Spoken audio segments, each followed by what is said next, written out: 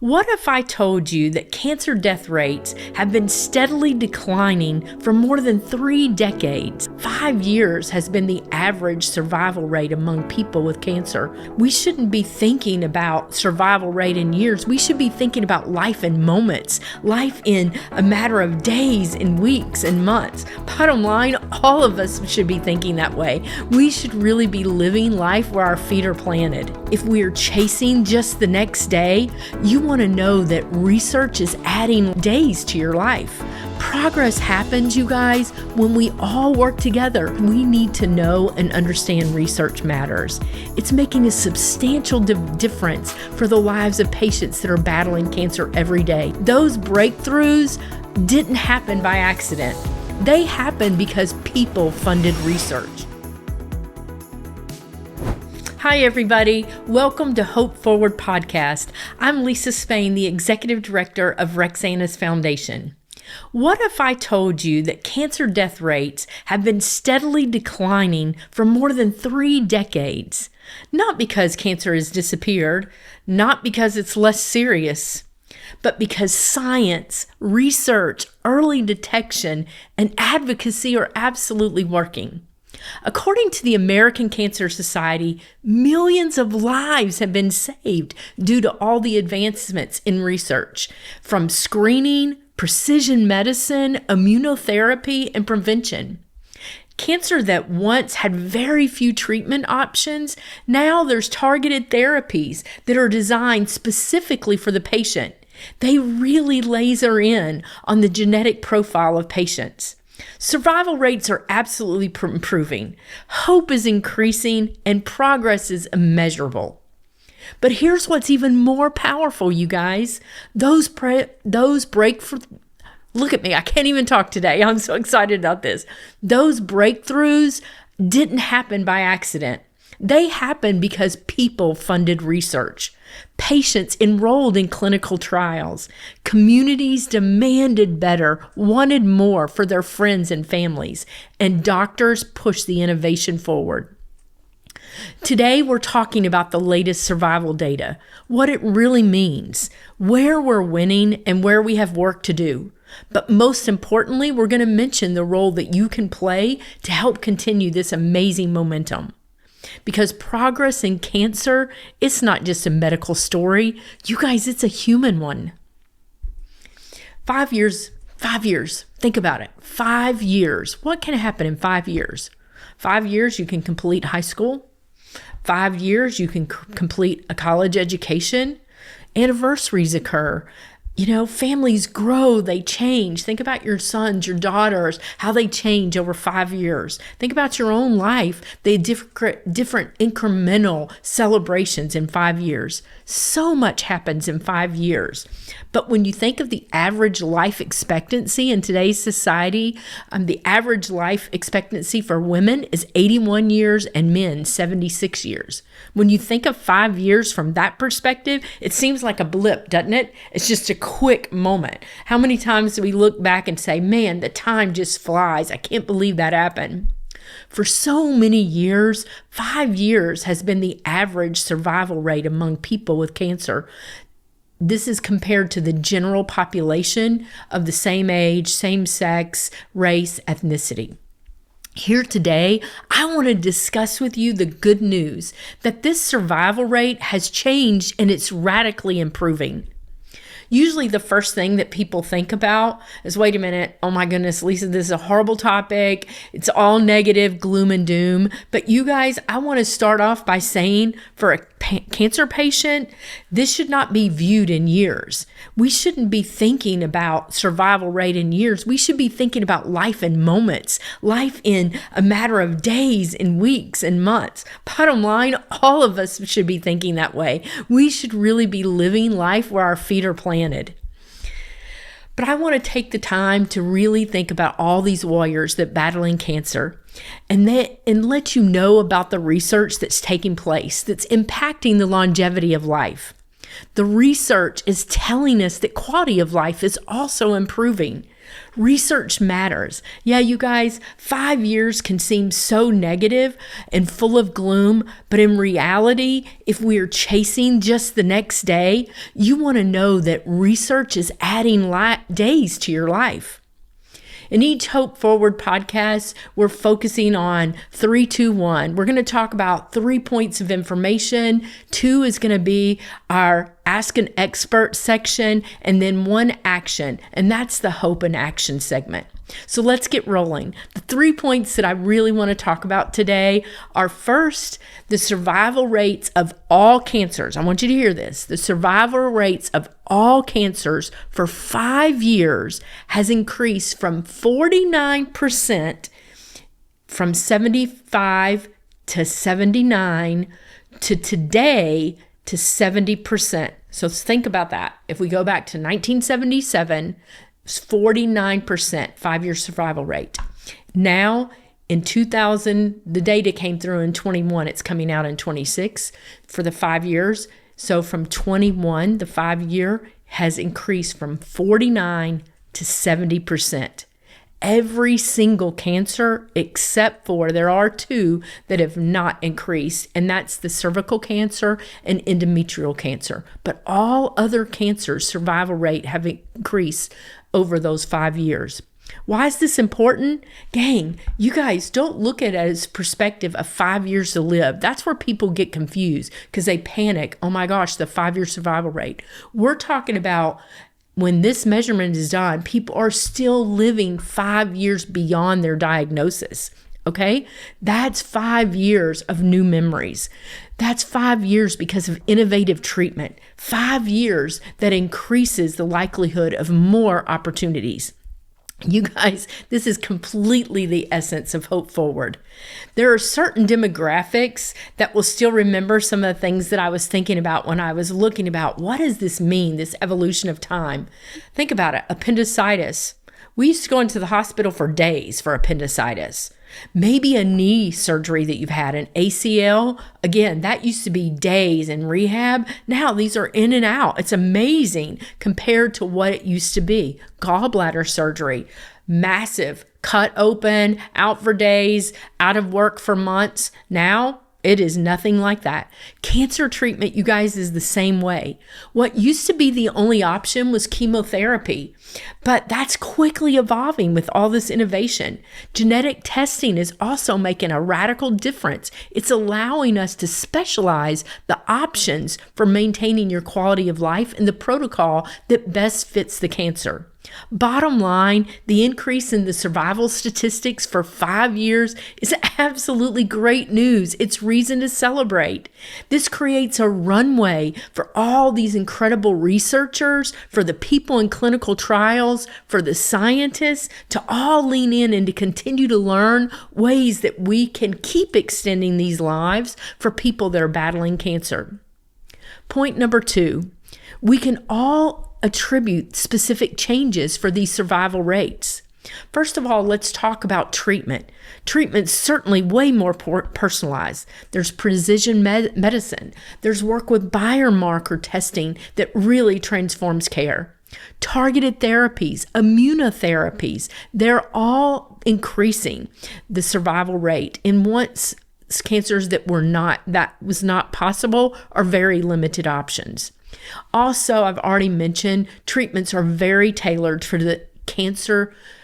I want to say this correctly. Treatments are very tailored to the individual, not just the cancer type. That's important. You have it treated for the cancer type. It's very specific, but now it can be down to the individual. Early detection is also changing these outcomes. I already mentioned some of the radical changes over the years, but let's think about early detections. Early diagnosis lead to much higher survival rates. Increased access to screening, breast, colon, lung, cervical. There's so many that have made measurable impacts in cancers just because screening is being done. And now we have a low-dose lung cancer screening that's really improving early stage diagnosis. Point number 3, I want to talk about some of the biggest gains in survival some of the late stage cancers. This is great news. I know for Rexanna's foundation, we're super excited to be supporting research for brain mets that are happening for these late stage 4 cancers. The longevity of life is definitely improving.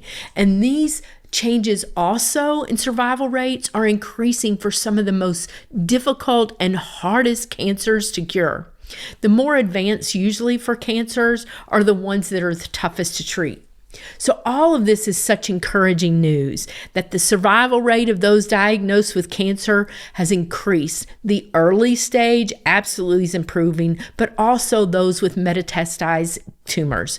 Even some of the cancers that have historical low survival rates, the ones with the very lowest have doubled. Liver, lung, and melanoma have all doubled their survival rates. That's amazing, you guys.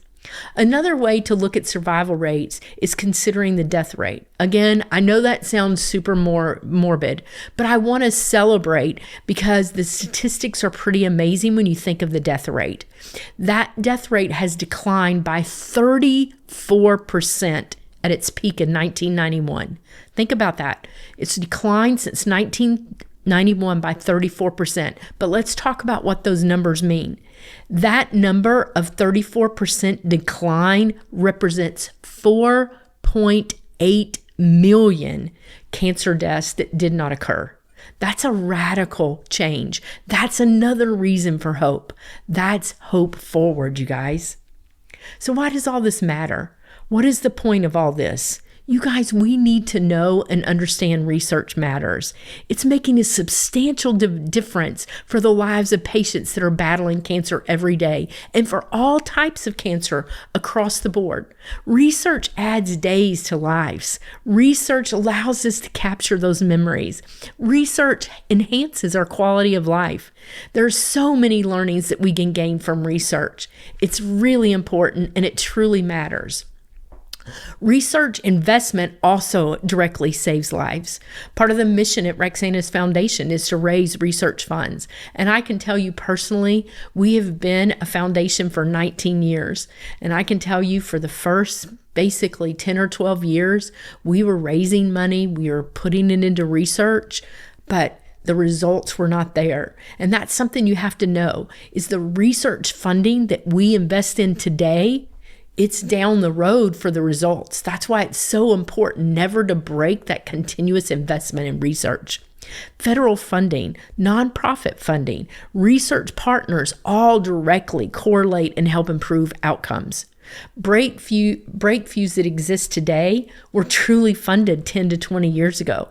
That's why I'm so proud of Rexanna's Foundation, because we stayed the course from 2007 to today, raising research funds, even in the bleak years, knowing that it would pay off down the road. And every day I hear success stories and it makes me so hopeful, but I don't want to stop because I know the work we're doing now will impact patients and continue to improve these numbers. Every research grant, you guys, plants a seed for future survival gains. They're absolutely critical. But survival rates don't only tell the whole story. There's quality of life that matters as well. Survivorship care has been expanded. It really makes a difference for the patients. The doctors are being more conscientious about the quality of care.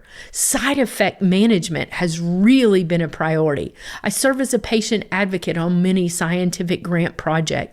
And we're always asking, what's the impact to the patients? What's the side effect? What's the quality of life? What will be some of the ramifications and the impact to the patients directly from this protocol, this medicine, this trial? Mental health and support systems have also been recognized now, and they are putting in protocols in place to support patients. So again, the quality of life goes hand in hand with these survival rates. There's still so much work to do. Let's make no bones about it. We've got work, but the work and investment we put in today are going to reap benefits for future generations. We can't slow down on the momentum. It truly matters. This momentum we've gained so far needs the urgency of our efforts today. Some gaps that exist are the survival gains are not equal among all populations. We've got to really laser in and figure out the differences in these populations. Also, the differences in the communities, your access to treatment, access to quality patient care, lower income populations, the impact of finances, insurance, all of those are factors when it comes to the momentums we've gained in the survival rates that we have to continue to lean into. I also look back on some of the questions I get regularly about research. One of the questions I'm asked all the time, where does the research take place? First of all, the two top research hospitals in the world known regularly are the University of Texas MD Anderson Cancer Center and Sloan Kettering in New York. Both of these are high-quality research hospitals, but I will tell you there are many across the country. Mayo is in Minnesota. There's several research hospitals that are quality that have so much learnings going on in their labs. There's also several universities that lean into research. Some of the top, obviously, you have Harvard, University of Pennsylvania has high quality research, Stanford, Duke University, Johns Hopkins, just to name a few, and there are many out there. I thought when I was putting hospitals and universities that I could start seeing these messages. You forgot this one, you left this one out, but please push back, give us the list, give us the notes. We don't mind hearing the comments. YouTube gives you that chance to do it. Let us know the great hospitals that you've been a part of. Another question I get is, where does the research funding come from? Research funding, the largest research funder is the National Institute of Health. It is an agency of the government, and it provides the largest amount of research funding. The American Cancer Society is a nonprofit. It's one of the largest research funders as a nonprofit. And in the state of Texas, they're unique that they have the Cancer Prevention and Research Institute, and it is also one of the top 3 funders of cancer research. So there's plenty of options. Obviously, these nonprofit are working to raise dollars in a number of ways that you can support. Also, the federal government encouragement to our legislators to fund. We want it to be fiscally responsible, but the research does matter that the National Institute of Health funds. Now to the second part of the podcast. This is the number 2, ask the expert. So I reached out to several patients and physicians to ask them, just give me a quote about research. What does it mean to you? So I want to share a few of the ones I received. I actually received a plethora of these, but I'm going to share a few. One's from Martha. She's a patient advocate, a real supporter of patients. Martha says, every lung cancer research project brings us one step closer to a cure. One step closer to a cure brings hopes to patients and their loved ones. When facing lung cancer, everybody needs hope. Here's another quote. It came in from Keith. Keith lost his beautiful wife, Tamara, to lung cancer. She was a never smoker. 2 months after my wife passed away, the experimental drug we tried to get for her became standard treatment. We realized that every few months a new treatment was put in place because of research. Man, Keith, you're so right. It's so tough because I get calls all the time. Have you heard about this new treatment? Has this one been approved by the FDA? There's so many hoops to get treatments out there. Clinical trials are essential for the progress of research, but it's really important. That's why I'm talking about research today, that we keep the continuity to going. Another quote came from an incredible individual and a good friend of mine, Danny. He says, as someone living with stage 4 pancreatic cancer, I understand in a deeply personal way how critical medical research truly is. When I was diagnosed, multiple doctors told me I likely had 3 to 6 months to live, maybe 9 from treatment. Today, 16 months later, I'm not just surviving, I'm thriving. Thanks to the opportunities I've had to participate in clinical trials. Research didn't just give me hope, it gave me time. Danny, you are a rock star warrior, buddy. I think you're absolutely amazing and you're a bright, shining light. Thank you so much for giving us that feedback. Here's a quote from Dr. Don Gibbons. He's a physician scientist at the University of Texas MD Anderson Cancer Center. Dr. Gibbons says, lung cancer research is critical for us to build on the momentum of new treatments over the last decade that are allowing our patients to live longer and to live better lives. And the final quote I have is short and to the point. It's from a friend of mine, Greg. He says, research is hope. And he did it in all caps. And you guys, he's exactly right. Research is hope. I'm sure so many of you are wondering why I dedicated my first podcast to data, to research. My first reason is this is data that's just released. So I always promise to bring you relevant, real-time information. Number two, this podcast is meant to be informative and educational.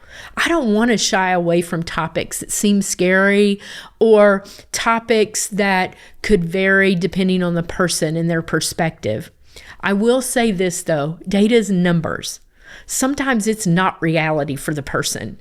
This information that I presented demonstrates that research is hope, but at the end of the day, no matter the cancer, no matter the stage, the diagnosis, there's absolutely always hope. Your mindset, your perspective, whether you're a patient or a family or a caregiver supporting a patient, your mindset matters.